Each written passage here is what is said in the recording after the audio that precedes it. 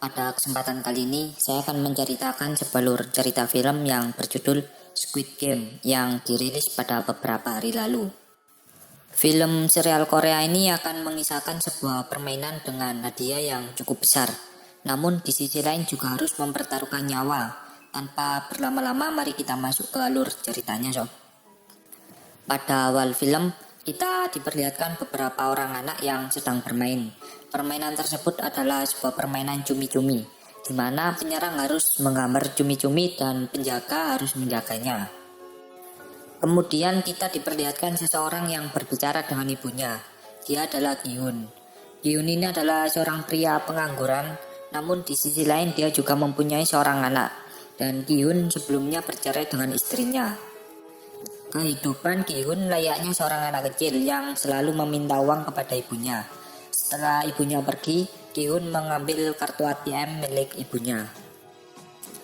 Gi-hun pun mencoba mengambil uang menggunakan kartu ATM milik ibunya. Namun kata sandi ATM tersebut telah diubah. Saat kesempatan terakhir, Gi-hun memasukkan tanggal lahir anaknya. Dan benar saja hal tersebut pun berhasil. Kemudian kita diperlihatkan beberapa orang yang sedang bermain judi taruhan balap kuda. Ternyata Gi-hun memiliki kebiasaan berjudi dengan temannya.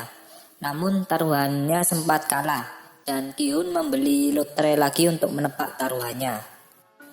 Benar saja, di tebakan kedua ini dia berhasil menebak juara pertama dan juara kedua. Dia pun sangat bahagia sebab hari tersebut adalah ulang tahun anaknya juga.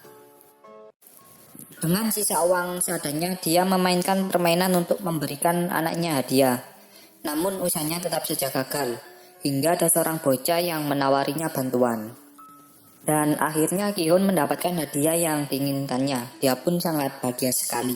Dia pun memberikan kado yang didapatkannya tadi, yang ternyata isi dari kotak tersebut adalah pistol korek api. Dan tentu hal ini tidak sesuai dengan yang diharapkan anaknya. Keesokannya saat Gi-hun ingin ke tempat perjudiannya, dia ketinggalan kereta. Dia pun berniat menunggu kereta berikutnya.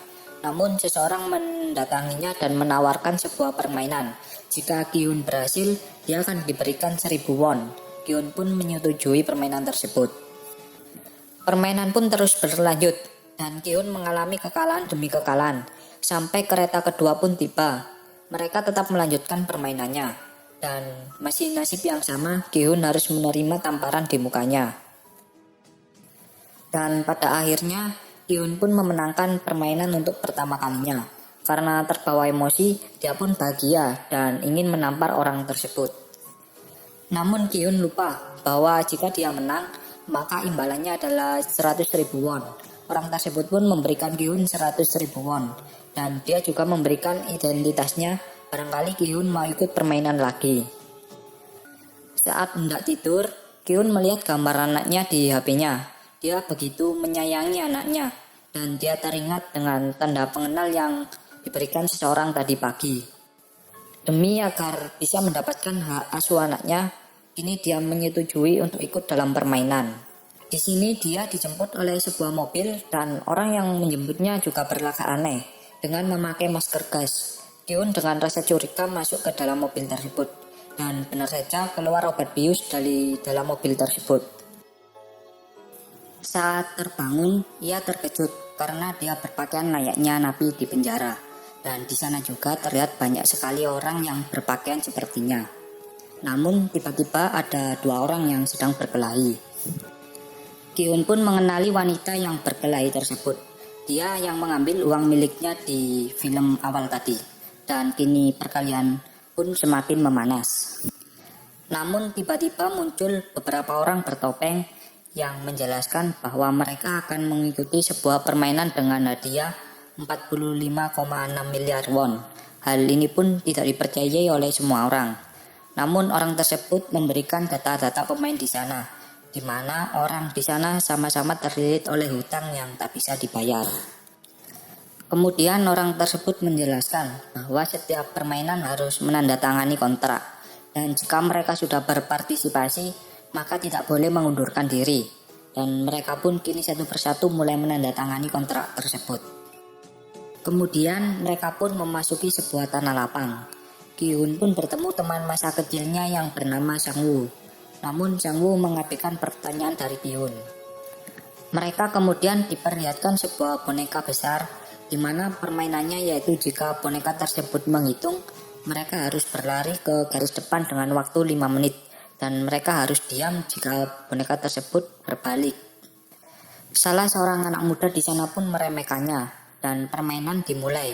Saat boneka tersebut menghitung, mereka pun perlahan berlari. Namun seorang anak muda tadi bergerak yang mengakibatkan dia tereliminasi.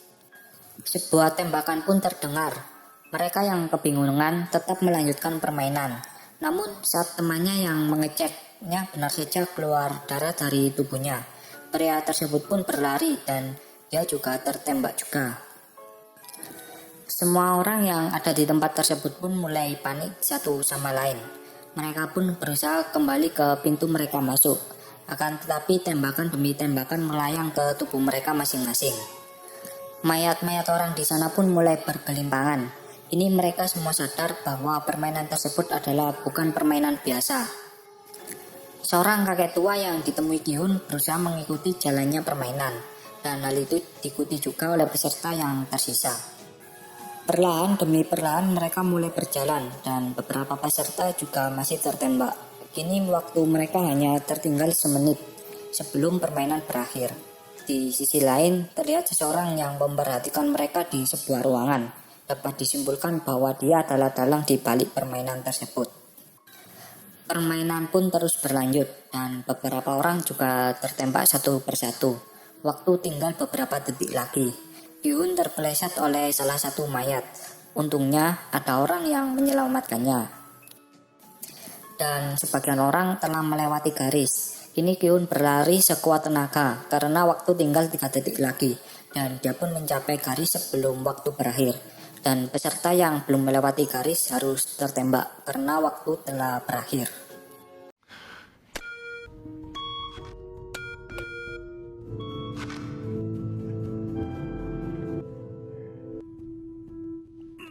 Pada episode kedua ini diperlihatkan beberapa orang bertopeng yang sedang mengemasi mayat-mayat yang kalah dalam permainan sebelumnya.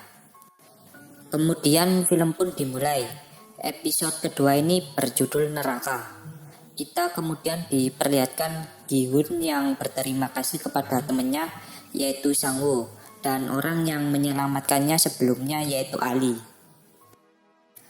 Kemudian datang beberapa orang bertopeng menemui mereka. Di sini terlihat beberapa peserta yang berhasil memenangkan game pertama tersebut. Kemudian orang bertopeng itu mengumumkan bahwa sisa peserta berjumlah 201 orang. Tiba-tiba beberapa orang memohon agar dibebaskan dari tempat tersebut karena beberapa orang juga mengalami trauma. Hal ini diikuti beberapa peserta yang memohon untuk dibebaskan juga. Keadaan pun semakin memanas. Para peserta pun saling protes satu sama lain. Perjanjian permainan akan berhenti jika seluruh peserta sepakat untuk berhenti. Namun pria bertopeng tersebut mengeluarkan beberapa uang ke dalam sebuah lingkaran bola. Kemudian vote untuk memilih antara melanjutkan atau berhenti pun dimulai. Vote pertama dilakukan oleh Gi-hun. Vote hijau sebagai tanda ingin lanjut dan vote merah untuk berhenti. Gi-hun pun memilih untuk berhenti dalam permainan. Vote kedua dilakukan oleh seorang ibu-ibu yang sebelumnya memohon untuk dibebaskan. Namun karena godaan uang, ibu tersebut memilih untuk melanjutkan pertandingan tersebut. Ternyata dia memilih warna hijau untuk melanjutkan permainan. Di sini pun terjadi debat antara kedua belah pihak, di mana pihak yang ingin berhenti menganggap mereka yang melanjutkan pertandingan adalah orang yang tidak waras. Keadaan yang memanas membuat panitia bertopeng turun tangan dan mengatakan bahwa setiap keputusan adalah hasil kesepakatan dari demokrasi. Vote pun kembali berlanjut hingga tersisa beberapa peserta. Namun saat peserta terakhir yaitu si Pak Tua ini, dia sebagai penentu antara berlanjut atau berhenti. Gi-hun pun mengingat bahwa si Pak Tua memiliki penyakit tumor otak, dan itu alasannya dia ikut permainan. Dan Gi-hun pun berpikiran bahwa Pak Tua ingin berlanjut ke permainan. Namun siapa sangka ternyata Pak Tua tersebut memilih untuk berhenti, dan mereka pun tampak bahagia. Akan tetapi di sisi lain beberapa peserta melakukan protes karena ingin melanjutkan permainan. Dan pria bertopeng berkata mereka masih memiliki kesempatan di lain waktu. Kemudian diperlihatkan Gi-hun bersama perempuan yang mencopetnya di episode pertama. Dia bernama Sipyuk. Mereka diturunkan dari mobil dengan keadaan telanjang. Lalu diperlihatkan Ali dan Sang-woo yang berada di sebuah tempat. Mereka pun kini mulai berkenalan satu sama lain. Sang-woo kemudian mengajak Ali pergi ke swalayan terdekat. Di sini Sang-woo membeli mie instan untuk dimakan. Saat hendak pulang, Sang-woo memberikan 1.000 won kepada Ali agar dia bisa pulang menaiki bus. Di sisi lain ternyata Gi-hun mendatangi kantor polisi. Di sini dia menjelaskan kepada polisi yang telah terjadi kepadanya. Namun polisi tersebut tidak mempercayainya dan mempertawakannya. Gi-hun pun memberikan sebuah kartu nama yang ia dapatkan dari orang tak dikenal. Di sini polisi tersebut menghubungi nomor yang tertera di kartu tersebut. Akan tetapi saat polisi tersebut menelponnya, ternyata terhubung ke seorang wanita yang sudah berumah tangga. Saat mencari ibunya, Gi-hun tak sengaja bertemu dengan Sang-woo yang sepertinya sedang mengawasi ibunya berjualan. Sang-woo menjelaskan bahwa dia terlilit hutang akibat kesalahannya dalam bekerja sama dengan perusahaan besar, dan itulah alasan Sang-woo ingin mengikuti permainan tersebut. Kemudian Gi-hun mendatangi rumah sakit yang ternyata ibunya memiliki penyakit diabetes yang sudah sangat parah. Di sini dokter menyarankan agar ibunya mau diobati atau kakinya akan diamputasi. Ibu Gi-hun pun memilih untuk pulang karena dia tahu keadaan ekonominya yang begitu buruk. Gi-hun pun bersedih dan dia berjanji suatu saat nanti dia akan membawakan uang untuk ibunya. Kemudian diperlihatkan Sipyuk yang menemui adiknya. Terlihat di sini Sipyuk sangat menyayangi adiknya tersebut dan dia pun berjanji ke adiknya bahwa suatu saat nanti mereka akan hidup bersama. Kita beralih lagi ke Hwang Junho yang sedang mencari informasi mengenai Gi-hun, sang pemilik kartu aneh yang sama ditemui di apartemen kakaknya. Kemudian kita diperlihatkan Ali yang mendatangi tempat kerjanya dulu. Ternyata bos Ali tidak memberikan upah kerja kepada Ali selama beberapa bulan. Ali pun berusaha meminta upah kerjanya selama ini. Akan tetapi bos Ali malah pergi dari sana. Ali pun mengejar bosnya dan terjadi sedikit perkelahian di mana terjadi sebuah insiden tangan bosnya yang terurut di mesin. Ali pun membawa uang bosnya dan kabur dari sana. Kemudian kita diperlihatkan Sipyuk yang menyiram seseorang dengan kopi panas. Ternyata Sipyuk diperintah untuk melakukan pencurian. Namun di sini Sipyuk mengancam akan membunuh pria tersebut jika dia tidak menepati janjinya. Dan benar saja, seperti pada episode pertama di mana dia mencuri uang milik Gi-hun di sakunya. Sang-woo yang merasa pasrah dengan hutang-hutangnya berusaha menenangkan diri di kamar mandi. Namun saat dia hendak tertidur, seseorang memencet bel pintunya berkali-kali. Dan saat Sang-woo mengeceknya, dia terkejut melihat kartu dengan tulisan tempat seperti biasanya. Beralih ke Ali yang menyuruh istrinya pergi ke luar kota karena Ali takut istrinya diburu oleh seseorang. Di sisi lain, Gi-hun mencoba meminjam uang kepada temannya yang di episode sebelumnya. Namun temannya menolak meminjamkan uang kepada Gi-hun. Gi-hun yang memiliki beban pikiran mencoba menenangkan diri. Dan tak disangka dia bertemu dengan kakek tua di permainan sebelumnya. Di sini mereka saling mengobrol satu sama lain. Dan hal mengejutkan ternyata di Korea juga ada mie remes ala-ala Indo juga. Lanjut, si kakek menjelaskan bahwa dirinya akan mengikuti permainan kembali karena kehidupan di sini dan di permainan tak jauh berbeda. Gi-hun yang mendengarkannya mulai memiliki keinginan untuk mengikuti permainannya lagi. Kemudian kita diperlihatkan seorang yang sebelumnya berkelahi dengan wanita di episode pertama sebelumnya. Ternyata dia adalah seorang gangster. Dia bernama Dik-soo. Di sini Dik-soo ternyata sedang diincar oleh atasannya akibat melakukan korupsi di gengnya. Salah satu temannya pun menjebaknya. Dengan penuh emosi, Dik-soo pun membunuh temannya tanpa ampun. Dan kemudian dia lari dan terjun ke dalam air. Di sisi lain, Gi-hun mendatangi mantan istrinya. Di sini Gi-hun berniat meminjam uang 2 juta untuk berobat ibunya. Tiba-tiba suami istri Gi-hun pun pulang bersama anak-anaknya, dan Gi-hun pun memilih pamit untuk pulang. Saat di bawah, suami mantan istri Gi-hun mendatangi dan memberikan beberapa uang untuk Gi-hun, dengan syarat Gi-hun tidak boleh mendekati lagi keluarganya. Gi-hun pun memukul pria tersebut dan pergi dari sana.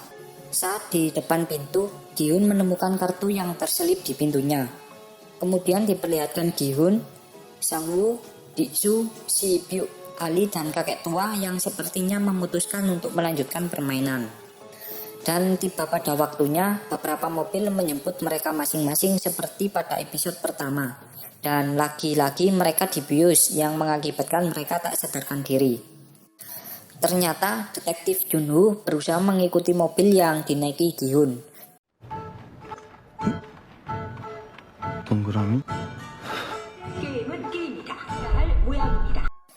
Pada awal episode ketiga, kita diperlihatkan seseorang yang ternyata dia adalah detektif Junho pada episode 2 kemarin. Dapat diketahui, misi Junho adalah untuk mencari kakaknya yang hilang tanpa ada kabar. Detektif Junho pun mengikuti mobil yang membawa para peserta yang akan ikut dalam permainan. Terlihat beberapa mobil menaiki sebuah kapal. Dengan keahliannya, detektif Junho pun menyelinap di bawah salah satu mobil. Dan film Squid Game episode ketiga pun dimulai.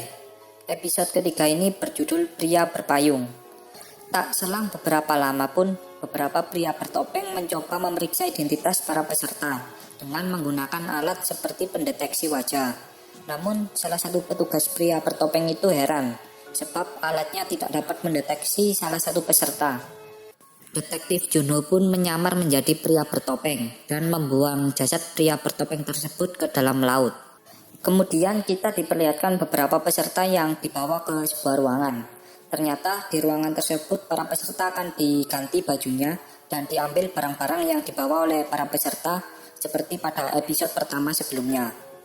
Di sini Gi-hun menyadarkan kakek tua tersebut. Mereka berdua pun tampak bahagia karena bisa bertemu lagi. Tak disangka peserta perempuan yang sebelumnya tak ingin melanjutkan permainan ternyata kembali juga.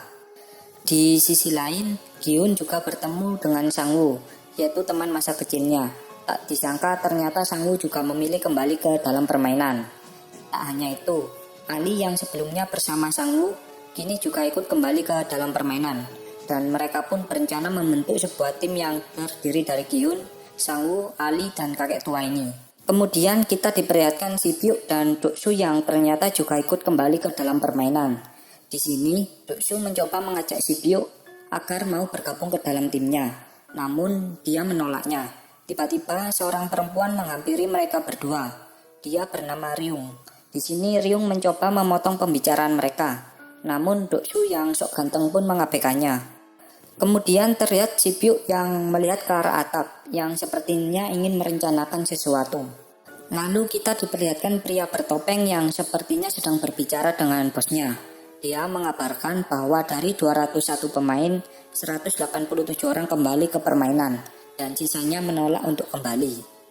Kini para peserta pun diberikan sebuah makanan agar tubuh mereka tetap fit. Kemudian diperlihatkan kakek tua, Gi-hun, Sang-woo dan Ali yang sedang mengobrol bersama. Lalu diperlihatkan pria bertopeng yang memasuki kamarnya masing-masing. Junho yang sedang menyamar pun dicurigai oleh orang di sebelahnya. Sebab Junho terlihat berlagak layaknya orang yang kebingungan. Di dalam kamarnya, Junho membaca sebuah poster yang menyuruh mereka untuk tetap memakai topengnya di luar ruangan. Kembali ke Ryung yang ingin buang air kecil, namun dilarang oleh petugas bertopeng. Ryung yang kesal pun berencana buang air kecil di ruangan tersebut. Petugas yang melihatnya terpaksa mengizinkan Ryung ke kamar kecil. Akan tetapi, Si-byuk memaksa ikut untuk pergi ke kamar mandi juga. Kembali ke Ryung yang kukira sedang buang air kecil. Ternyata dia sedang mengeluarkan benda dari anyunya. Kira-kira benda ini disembunyikan di mana ya sob? Lanjut, ternyata isi benda tersebut adalah beberapa rokok dan korek api. Saat asik merokok, tiba-tiba Si-byuk masuk ke toilet milik Ryung. Namun di sini Si-byuk berencana masuk ke dalam atap untuk mencari informasi. Di lorong atap, Si-byuk melihat beberapa orang bertopeng sedang melelehkan gula ke dalam panci. Kembali ke Ryung yang masih mencoba mengulur waktu. Petugas yang curiga pun memaksakan untuk masuk ke dalam. Kemudian petugas itu mendobrak kamar mandi Ryung dan tepat pada waktunya mereka berhasil melabui petugas tersebut. Di sisi lain, Junho kesulitan ketika hendak tidur. Kemudian dia menulis sebuah pesan yang mengatakan dirinya ada di sebuah tempat rahasia. Ryung kemudian bertanya kepada Si Byuk tentang apa yang dilihatnya kemarin, dan Si Byuk mengatakan bahwa dia melihat petugas melelehkan gula. Lalu diperlihatkan Junho yang bersiap-siap kembali menyamar. Dia pun keluar dari kamarnya dan mengikuti para pria bertopeng itu pergi. Kembali ke Gi-hun yang terlihat dia tidak suka minum susu putih, namun petugas menghiraukannya dan si kakek pun mentertawakan Gi-hun. Ali yang melihat Sang-woo tak memakan makanannya mencoba bertanya, tapi malah Sang-woo memberikan makanannya ke Ali. Gi-hun juga memberikan susunya ke Ali, sebab dia tak suka minum susu putih. Kemudian dikabarkan bahwa permainan kedua pun akan segera dimulai. Terlihat para petugas bertopeng yang sedang membawa sesuatu. Sang-woo yang kemarin malam mendengar percakapan Si Byuk dan Ryung mencoba bertanya tentang informasi yang didapatkan Si Byuk. Dan kini mereka tiba di sebuah tanah lapang. Di tempat ini berbeda dari tempat sebelumnya yang ada di episode pertama. Sang-woo mencoba memikirkan perkataan Si Byuk yang katanya para petugas sedang melelehkan gula. Dia pun bernostalgia ke masa lalunya tentang permen gula. Para petugas bertopeng menyuruh semua peserta memilih gambar yang ada di depan mereka. Di sini Sang-woo menyarankan agar mereka berpencar, sebab mereka tidak tahu permainan apa yang satu ini. Sang-woo pun memilih gambar segitiga, kemudian Ali memilih gambar bulat, Gi-hun memilih gambar payung, dan si kakek memilih gambar bintang. Dan mereka bergegas berdiri di depan gambar yang mereka pilih. Para peserta disuruh mengambil satu wadah masing-masing, dan para peserta pun satu persatu mengambil bagian mereka. Saat dicek, benar saja isi di dalamnya adalah permen gula yang berbentuk sesuai gambar yang mereka pilih. Namun, sialnya Gi-hun memilih gambar payung, yang tentunya gambar ini lebih susah dari yang lainnya.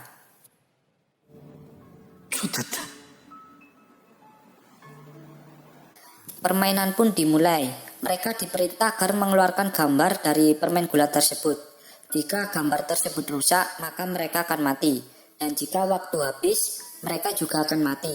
Dengan hati-hati, mereka pun perlahan mulai melakukan tugasnya masing-masing. Kemudian diperlihatkan Gi-hun yang kesulitan, sebab gambarnya lebih rumit dari yang lain. Lalu diperlihatkan salah satu peserta yang tak sengaja mematahkan gambar di permen gulanya. Dan pria tersebut pun ditembak hingga tewas. Tak hanya dia, beberapa peserta lainnya juga ikut ditembak, yang berarti mereka merusak gambar di permen gulanya. Satu persatu pun para pemain mulai terbunuh. Kemudian diperlihatkan Ryung yang membakar jarumnya dengan korek api. Hal ini digunakan untuk melelehkan permen tersebut. Terlihat Doksu yang juga sedang berusaha menyelesaikan tugasnya. Dan kini beberapa peserta telah menyelesaikan permainan tersebut. Terlihat juga Si Byuk dan Ali yang berhasil menyelesaikan tugasnya. Di sisi lain, penyamaran Junho hampir saja ketahuan. Untung saja dia segera menyadarinya dan beralasan kalau dia sedang kebingungan. Para peserta yang lolos kini dibawa ke game berikutnya. Lalu diperlihatkan Gi-hun yang kesulitan dalam menyelesaikan tugasnya. Waktu menunjukkan sisa 3 menit lagi. Gi-hun kemudian mempunyai ide untuk menjilati permen tersebut agar permen tersebut semakin tipis.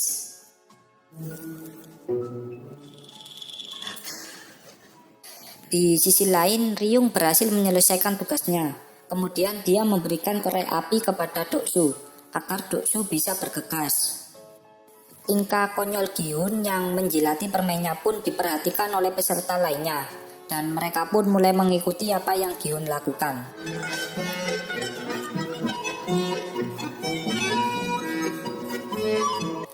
Kemudian terlihat Doksu yang berhasil menyelesaikan tugasnya. Kemudian disusul oleh si kakek tua. Setelah sekian lama menjilati permen tersebut, akhirnya Gi-hun berhasil menyelesaikan tugasnya. Dan terlihat juga waktu tersisa 1 detik dan selesai. Lalu diperlihatkan salah satu seorang peserta yang menutupi permennya. Ternyata gambar permennya rusak. Saat hendak ditembak, pria tersebut mencoba melawan dan memberontak. Kemudian dia mengancam salah satu pria bertopeng di sana. Di sisi lain, peserta yang kehabisan waktu kini dibunuh satu persatu. Kembali ke peserta yang melawan, dia menyuruh agar pria bertopeng di depannya membuka topengnya. Dan dia pun terkejut, sebab pria di depannya ternyata masih sangat muda. Dan peserta itu pun memutuskan untuk bunuh diri. Bos pria bertopeng terpaksa membunuh anak buahnya, sebab mereka semua dilarang membuka topeng tanpa seizinnya. Dan kemudian film pun berakhir.